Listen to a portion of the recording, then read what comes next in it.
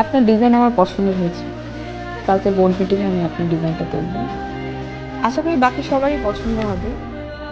যদি ডিজাইনটা অ্যাপ্রুভ হয়ে যায় তাহলে খুব শীঘ্রই এই ডিজাইনের কিছু অ্যাপ্লায়েন্স আমরা মার্কেটে ছাড়ব। Thanks lot. ম্যাডাম, আমার কিছু কথা বলা আছে। জি বলুন। মানে ম্যাডাম, আজকে আপনাকে অন্য দিনের চেয়ে বেশি সুন্দর লাগছে।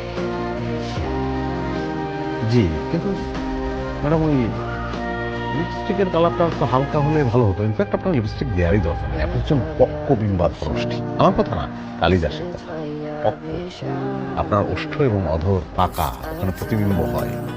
তারপর চোখ, আপনার চোখের কথা কি বলবো, কি টানা টানা, কি মায়া মায়া, একদম দেশি বাছর। জি ম্যাডাম, আপনার হাসি ম্যাডাম, যদি আপনি খুব কম হাসেন, কিন্তু আপনি যখন হাসেন তখন আমার একটা গানের কথা মনে পড়ে যায়। সাগরের সৈকতে কে যেন দূর হতে আমারেই ডেকে নিয়ে যায়, আয় আয় আয়।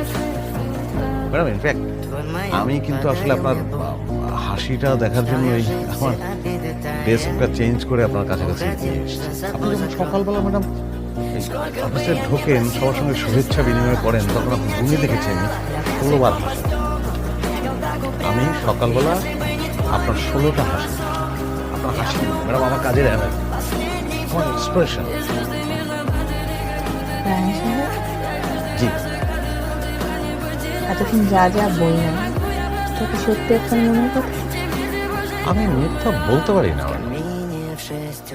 ছোটবেলায় চেষ্টা করেছিলাম মিথ্যা শেখার, কিন্তু পারি নাই।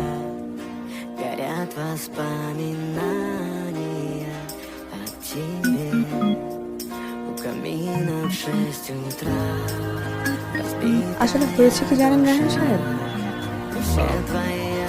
কোম্পানির মালিকের মেয়ে হিসেবে সবসময় আমাকে একটা গাম্ভীর্য মুখোশ ধারণ করে থাকতে হয়।